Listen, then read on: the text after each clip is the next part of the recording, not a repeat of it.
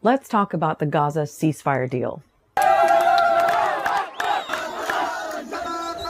This was the reaction in Gaza when the news broke. أنا إلي سنة ونص نازحة في المستشفى من سنة ونص ما سمعتش ولا خبر حلو زي هذا الخبر أنا وكل الشعب الفلسطيني فرحانين على هذا الخبر.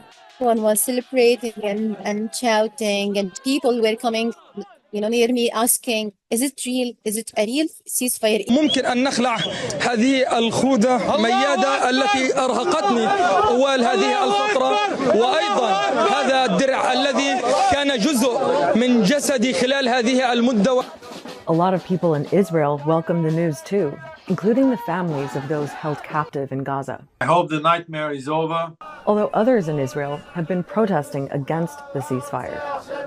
The aim of this deal is to permanently end the war. Let me say it again, a permanent end of the war. But there's a lot that still needs to happen to get to that point, including final sign-off from the Israeli government. There are a number of challenges. This, at any moment, can be derailed for even the most minute detail. So what's in the ceasefire deal?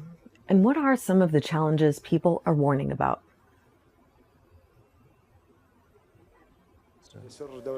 It is with pleasure that This was the moment that Qatar's prime minister, one of the mediators, announced that Israel and Hamas had reached a deal on Gaza. Now, as we record this, there's plenty we still don't know. No final document has been published, some details are still being finalized, and Israel's government hasn't formally approved the deal yet. The agreement is actually very similar to a ceasefire proposal that US President Joe Biden made in May last year. But there are lots of reports that it was pressure on Israel from incoming US President Donald Trump that made the difference this time. What we do know is that this isn't going to be without reward, that Trump is going to reward Israel. And that could include, from the Trump administration, a green light on further annexation of occupied Palestinian territory or occupied Syrian territory. So here's what we know so far. The deal is structured in 3 stages, and the pause in fighting is due to start on January 19th. Stage 1 is meant to last 6 weeks.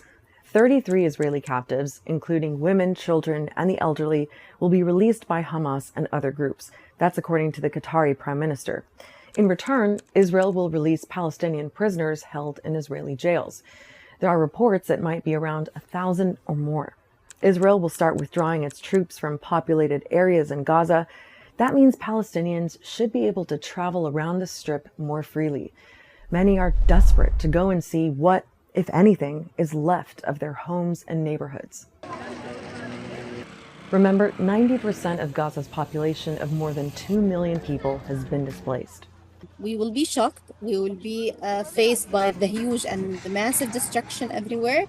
I was talking just to people here after the announcement of the ceasefire, and many of them told me that I will go to the north of Gaza in order to bury my kids who are still under the rubble, to visit the graves or to make graves for my family who are still under the rubble. Stage 1 is also about starting to address the dire humanitarian crisis in Gaza. There's supposed to be a surge in aid deliveries. Something like 600 trucks of aid a day. Again, nowhere near as sufficient as what Gaza actually needs, but it's still a lot better than what is currently getting in right now. So that's stage 1. It's also during this period that negotiations are supposed to start for stage 2, focusing on reaching a permanent end to the war. It would involve Hamas releasing all the remaining living captives, including male soldiers, Israel releasing more Palestinian prisoners, and Israel withdrawing all of its forces from Gaza. If the two sides manage to get that far, then they'd move on to stage 3, with Hamas returning the bodies of any remaining dead captives and working out a long-term reconstruction plan for Gaza. So that's the outline of how it's supposed to work, in theory. But what will it take in practice for this deal to hold?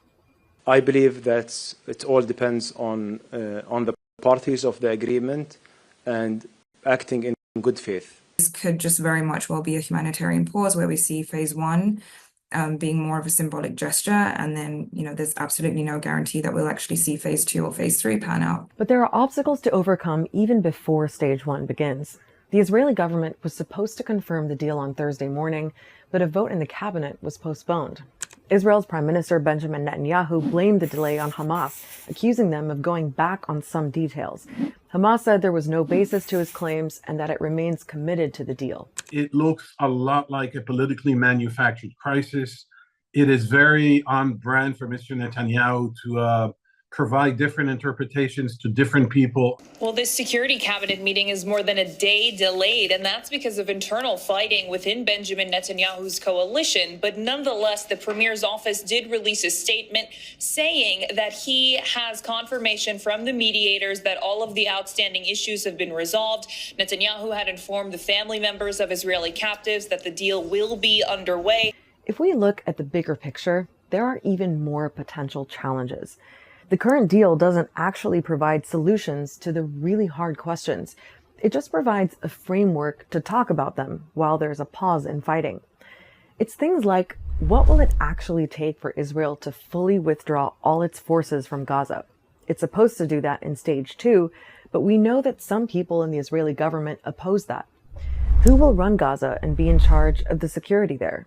And will there be a role for Hamas? Keep in mind that Israel's stated aim of the war was to eliminate Hamas, something the outgoing U.S. Secretary of State admitted has not happened.